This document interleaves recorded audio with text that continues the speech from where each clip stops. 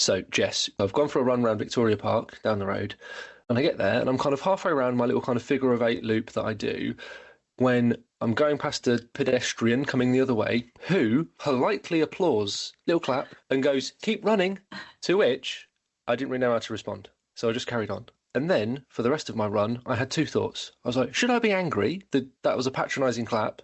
Or I was thinking, how do I look as I'm running? Because there's me thinking that I'm running along like Linford Christie, tunnel vision, like spring gazelle kind of thing. Maybe I look more like I've got all the, poise and coordination of Donald Trump and Joe Biden tied together doing a three-legged race.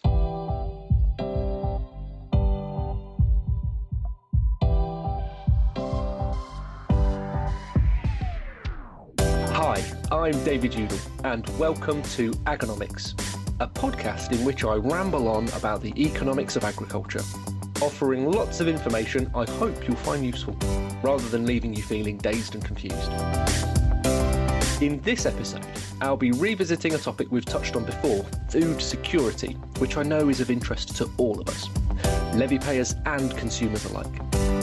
I'll be joined by my AHDB colleague Jess Corsair to help explain what we actually mean by food security. Because it's not just about being 100% self-sufficient. Sometimes we do have to rely on produce grown over the hills and far away. We'll look at what external factors can have an impact, what's important to farmers, and what we as AHDB are doing in this area.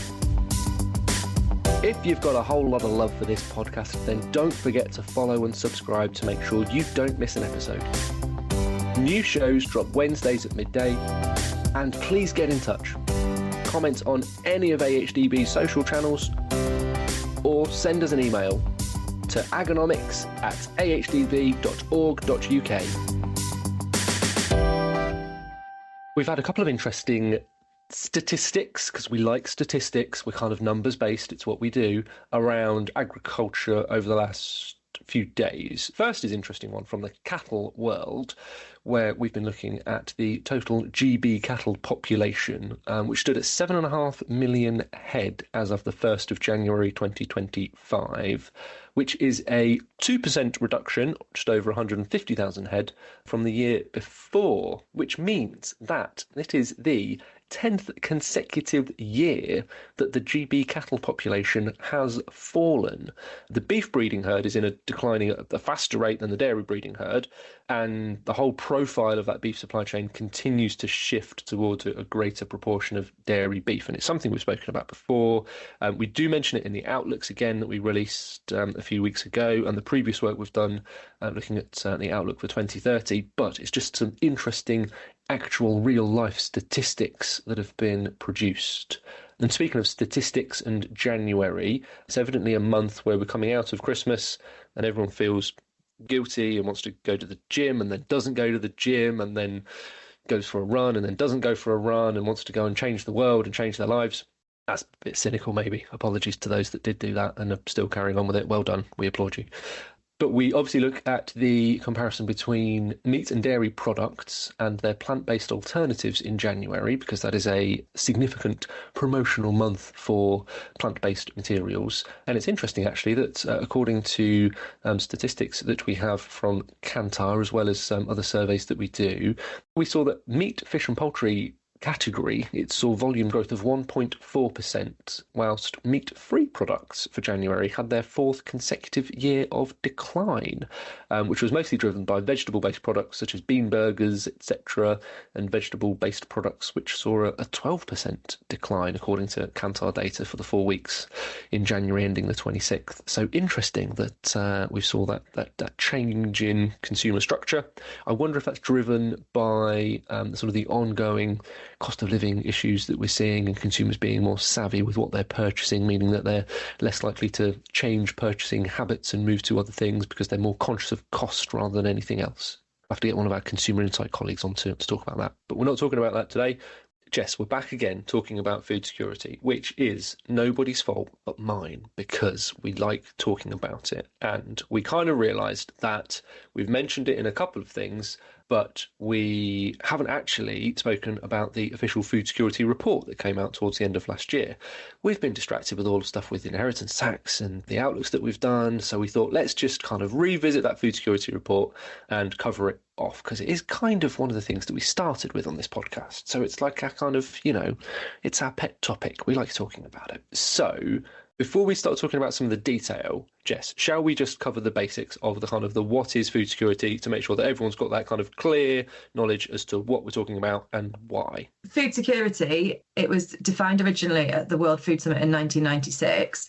The definition that they kind of agreed on there was that food security was when all people at all times had physical and economic access to safe, sufficient and nutritious food for both their dietary needs and their food preferences to lead a healthy life.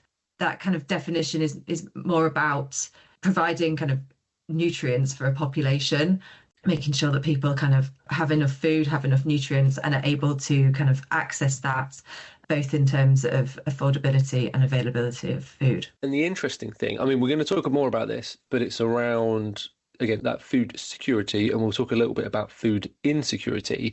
And the reason that we're interested from our perspective, from a farming and agricultural perspective, is because evidently this is the thing that then links in. It is that binding element of supply and demand, because it links to policy, it links to everything. It basically almost creates the structure of the market that you operate in, and it is a way to define all the aspects that are affecting the market as well. And it's obviously something that's been exacerbated in recent years because of the impact of COVID and supply chain disruptions, as well as the Ukraine-Russia conflict, other geopolitical conflicts around the world as well, and then the impact of food inflation that we've seen. So we've kind of seen that heightened period of uncertainty. That's just the world at the moment, isn't it? So let's not panic about things too much in that sense, because we know that's going to continue. We just need to find a way to navigate through it. But what we are not talking about here, Jess, is self-sufficiency, is it? So, yeah, self-sufficiency is just part of the equation of food security. I'd say kind of it sits underneath the umbrella of food security and is a metric that is used within the report as well to track kind of what we're producing within the UK. But there's definitely kind of a bigger picture there. So recognising the importance of trade within food security as well. So one of the key things in that definition is people's food preferences as well. So we can't necessarily produce bananas in the UK, even though people want bananas in their diets, for instance. And also we need to consider things like carcass balance as well. So we're not within the UK kind of eating or demanding that every part of the animal. So we need to balance that with kind of what we're trading, exporting and importing as well. So there's a lot of other influencing factors in there as well as what we're able to grow within the UK. And let's talk about those things, because when we think about food security, I guess people's immediate minds goes back to the recent past, and the word security is used in very much a kind of a conflict and risk setting, that we're talking about things that have gone bad and therefore is kind of having a direct negative impact kind of in a very short term, immediate kind of way. But there are far other things that impact food security as well. Geopolitics, we've kind of already mentioned, so we're not going to focus on that too much. But we look at other things as well. And one of those is around legislation and policy, isn't it? Because that's an area that can have, a longer running, a drip feed kind of impact on food security rather than those sudden shocks. And what I mean by that, Jess, basically, is that policy change that we're seeing from, direct payments through to SFI and how that links through to land use change. Yeah, exactly. So kind of those things will have kind of the longer term impacts on food security in terms of business resilience and sort of land availability and the food we're able to grow as well. So, Jess, as I said at the start, we feel that we've neglected the opportunity to talk about the food security report that was released at the end of last year. So let's get into the depth of that. I suppose what's your from reading through it and kind of like digesting it. Oh, there's a good word for food security, about digesting, isn't it? What's your overall view of the report in terms of what it says? Kind of reading this in context of what they released 3 years ago. So the first food security report was released at the end of 2021. So this one is the kind of the second edition of it.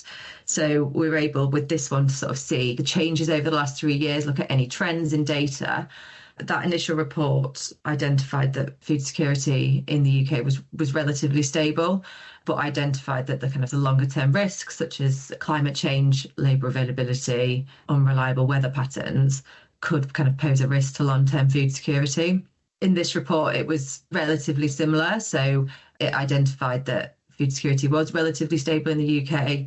However, some kind of key things that stuck out to me were identifying that even though food security is relatively stable in the UK, there has been an increase in the amount of food insecure households within the UK. So kind of food insecurity is more about kind of that reduced access to food in terms of kind of what's available and what's affordable. That was related a lot to the fact that we've seen the inflation of food prices over the last 3 years. And kind of the other key thing that stuck out to me was that the report identified that even though there's been quite a few big shocks over the last 3 years, so we've discussed the geopolitical side of things, as well as energy price inflation, fuel inflation. So even though there were those big shocks to the food supply chain, the supply chain was able to recover relatively quickly. So let's talk about food insecurity, because that's a really interesting one. And this is something I regularly think of with regards to agriculture and how, as an industry, we can sometimes look at the complexity of society in maybe too much of a blanket way. That if we're seeing an increase in food insecurity, it means that consumers are having to make more and more difficult decisions about what food they purchase, and therefore it drives them down certain routes of what they can physically afford.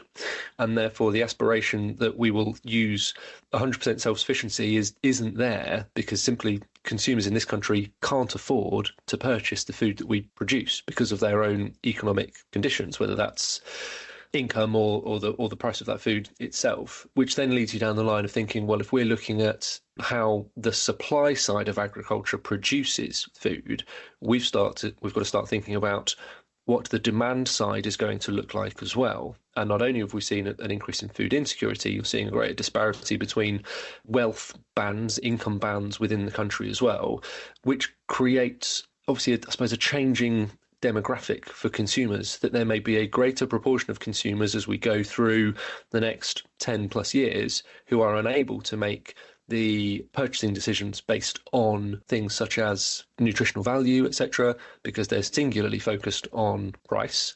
And that may then lead them to make decisions on food, which push them to potentially higher processed, cheaper food, imported food, etc. I mean, we're not going to get into the economic externalities of how that affects the food system and the rest of society and rest of government spending. Don't worry, we're not going to take down in that macroeconomic road.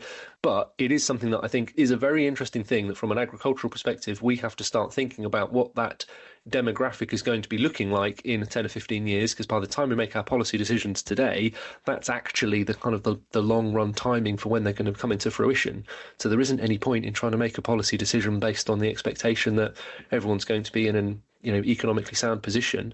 And it also raises the question in terms of agriculture, kind of a bit of a sensitive question, I suppose, in terms of the best thing for agriculture. Is it actually to use government spending to reduce that income inequality and boost that level of food security and reduce food insecurity? And that's the way you stimulate domestic demand, rather than actually using cash to support farmers. It's a dangerous topic to go down. I don't know what the question is in there, Jess. It was a little bit of a rant. You can either agree or disagree, or just awkwardly move on to another subject, because I've just gone off on one.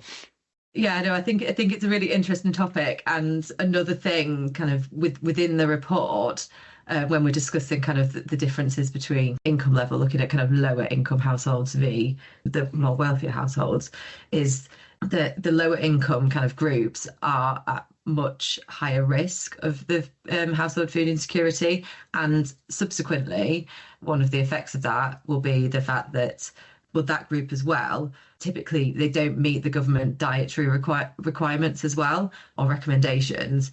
There's kind of a relation between that, and then we've discussed, I think previously, we've done articles on this, kind of looking at kind of some of the negative externalities of that as well. So looking at kind of the health impacts, and that how that could kind of impact on kind of the NHS and kind of labour availability as well. This discussion can kind of really open a lot of doors in terms of kind of looking at those different externalities of it as well, and how it impacts different households. Definitely. And before we expand our brains anymore. Which I think, is that something that I don't know why, but Mrs. Doubtfire, I'm sure, said that in the film about expanding brains or expanding minds. Anyway, let's move on. We're going to take a short break, get the latest from the markets, and when we come back, we're going to be talking about a bit more on this, why it's important to farmers and what we as AHDB are doing in this area. Hi, I'm Soumya Behra, Senior Analyst at the AHDB, here with a look at the domestic dairy market for the week commencing 3rd March. GB milk deliveries have shown year-on-year growth since September, with season-to-date deliveries for this milk year now up by 0.9%. January deliveries were up by 2.2% and the month of February till 22nd up by 1.4%. Milk price announcements were mostly steady in February, except aligned contracts. UK wholesale prices have eased in recent weeks as both buyers and sellers were not overly active on trade in the month of February. Growing milk supplies both domestically and on the continent have also eased pressure on commodity prices. Average prices for bulk cream and butter declined by £4 per tonne and £260 per tonne to £2,626 per tonne and £5,920 per tonne respectively. SMP and cheese prices saw minimal decline of £70 per tonne and £30 per tonne, standing at £2,020 per tonne and £3,960 per tonne respectively. It is believed that there is a wait-and-watch approach being taken on milk volumes, and therefore Ampy has fallen by 2.02 pence per litre to 42 pence per litre, and MACV has fallen by 0.3 pence per litre to 43.2 pence per litre. In retail, volumes of cow's dairy declined by 0.5% year-on-year during the 52 weeks ending 25 January 2025. Milk and butter volumes have driven the overall category decline despite strong growth in cheese, cream and yogurt. For the latest data and analysis on red meat, dairy and arable markets, head to ahdb.org.uk and click on Markets and Prices.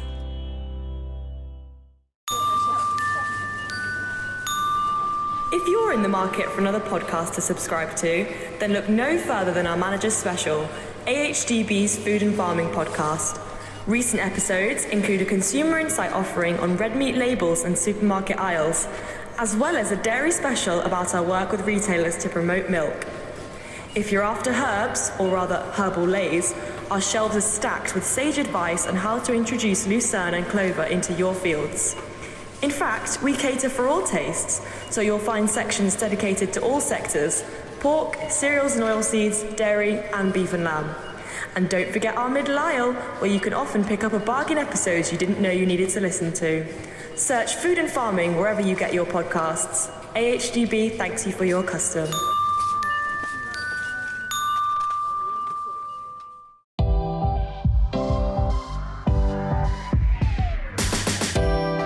So we are back for part 2 of Agonomics, where we're going to be talking about a bit more about food security and why it's important and what farmers should need to know, and we're just kind of preventing a communication breakdown, making sure that everyone understands what we're doing and why we're here. So we've spoken, Jess, around the food security reports. We've mentioned food insecurity, which is really interesting, and how that links to kind of bigger, wider macroeconomic, the world. So if you were a farmer listening to this thinking, geez, come on, half the time you're just telling me that I need to think about my business and understand my overheads, etc., and every now and again try and actually do the farming, and now we're talking about externalities to the NHS. What are we actually saying to farmers here with this? For farmers with food security, I think it's more about understanding that wider context of food security. So what's happening, what could impact it, so some of the bigger picture stuff we've been talking about. But for the farmers and for the levy payers, kind of not to worry about those kind of bigger impact things. It's more about, like you say, continuing to run the business, continuing to produce food, and improving resilience to those things that are impacting us. So like that we've got changing weather patterns and things, and changing policy. So responding to kind of those things that might kind of impact the business directly, rather than being, just considering the wider context of things like we've discussed with the negative externalities to the NHS and things. Yeah, I think it's one of those whereby, like you say, we're not expecting a farmer that's going to suddenly write a macroeconomic thesis to understand how it impacts their business. Mm-hmm. But I think it's one of those things that helps to explain why decisions are being made and the thought process behind decisions as well, when it comes to setting policy and policy decisions and bigger picture things of the world, this whole area and how everything links. And this is the fantastic thing about economics and about food economics and agricultural economics, is because it is one of the simple core foundations of society that needs to be got right. So it's intrinsically important to everyone, but it does undercut and show everything that happens across the world. So yeah, we're not saying to a farmer that you need to be actively going out there trying to redress this to have an impact, a direct impact on your business, but it helps to understand how that bigger, broader world works. And obviously from a business levy payer perspective, from a food supply chain levy payer perspective, processors, etc., this is something where they're slightly closer to it because they're slightly closer to that policy end of the supply chain and the direct impact. So again, it's just a really interesting, gritty subject that we can talk about. So to finish up, Jess, the question is, what are we now going to do? What's next for AHDB in this area? What do we plan to do from here? We've currently been working with Anderson's on a project looking at food security and trying to narrow down kind of some of the key points and parts of food security that are most relevant to farmers and our levy payers. We're continuing to sort of work on this project, and we'll be doing some analysis into some of the findings. So that should be coming over the next couple of months. Thank you, Jess. We've been through a lot there. I imagine that some people are probably going to need to have a little lie down after listening to this podcast just to let it all soak in. So thank you for that. As ever, we've been mentioning some song titles as we've gone through. This week, it was colleague Derek Carles's favourite of Led Zeppelin. Probably more famous for albums than some of the song titles, but still all good. And obviously, you may have noticed that at the start, I did make a mention to Donald Trump. And you're probably thinking, why Donald Trump? Well, maybe, if I'm honest, referencing Taylor Swift didn't really get any extra listeners for us. So we thought we'd better just, ratchet it up a level and see if Trump can give us a bit of a help. Anyway, next week, we're going to be talking about haircuts.